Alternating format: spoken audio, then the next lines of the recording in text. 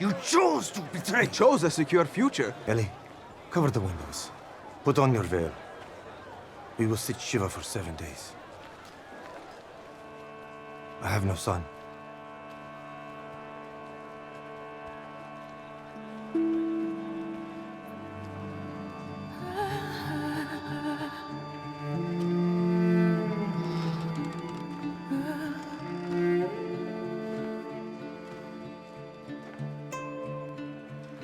Alpheus.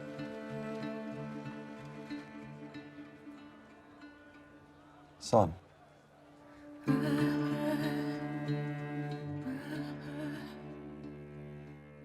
You and I worked together on this episode. You're the beginning and the end of the episode, which is pretty darn cool.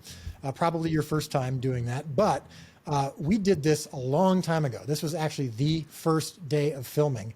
And what I'm curious about is when you watched it, when you finally got to watch the final scene, did you even remember like what we'd done because it was so long ago? Well, I mean, you know me pretty well, and so I think you know the answer to that. You know that, of course, I'm going to remember everything I did. I'm going to remember each take that I did and know which one made it and which one didn't, and then wonder why. But these were a buildup of what we knew were to come, right? So I remembered in season 1, episode 2, Shabbat, where Matthew is, he tries to go home and then he doesn't, and it's because he's shunned and not a part of the family, and so he ends up eating dinner with the dog on the street. And so I kind of brought that feeling and mood into that. So this is kind of, for me, a continuation of that part.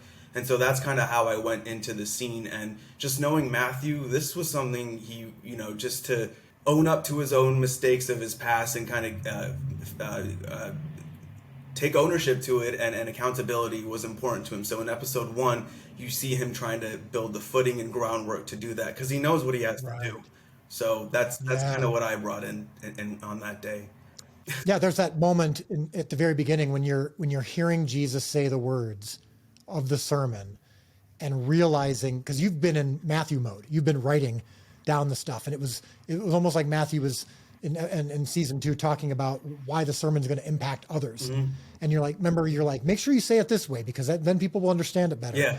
And then now he's preaching it and you're just listening, and it's like it's hitting you, which it's almost like something you didn't necessarily expect. Yeah. Because it was always for others, and I thought that was a really cool moment between you and Mother Mary where she sees in you that it's impacting you, and you actually now have to go act on it. Yeah, that's such a great metaphor too for the show, because it's actually people are responding because they're seeing the word being in TV, like in a, what is it, video, or like live, right? So that's kind of right. Yeah, like you're visually seeing it, so it's helping you connect more. Yes. So that's what's happening to Matthew, is that he's actually hearing these words and they're really moving him. And that's, to me, in my preparation, that was the point where I knew what I had to do, because of course you're remembering that flashback where your dad, the last thing your dad told you was he has no son, and that was the ground shook for Matthew. So he's balancing himself, and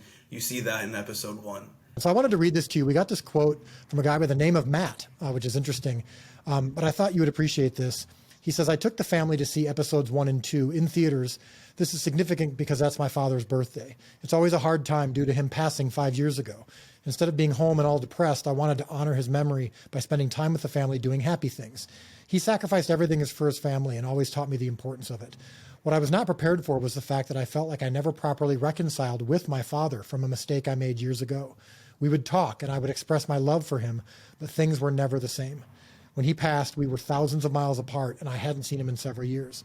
Since his passing, it's been difficult. I know he loved me, but I had hurt him. Well, long story short, I also was not prepared for the season 3 content. Matthew's story arc with his father both hurt to watch, but blessed me at the same time. We have watched every episode and kept encouraging others to watch too. I have nearly cried on a number of occasions, which isn't easy to admit. However, Matthew's story arc seemed to be written for me. Thank you for all you're doing." You get a lot of that stuff. Are you trying to make me emotional with that? Whoa, yeah. Sorry, continue your thought. That was really moving. Yeah. What does it mean to you to hear letters like that? Because not only is it about Matthew being on the spectrum, but now reconciliation and family. But what does that mean to you, hearing from the fans as often as you do?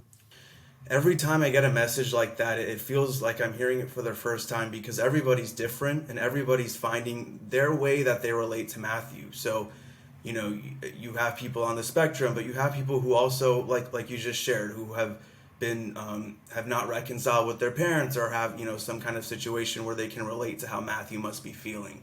And that it's like a Venn diagram, right? So there's so many people that feel connected to him, and that's, to me, is the greatest gift that I can ever get. And that's why I've always joked with you saying I can retire after the show, because it's just really fulfilling me as an actor and as a person. And you know, I'm always happy and grateful to be a part of this.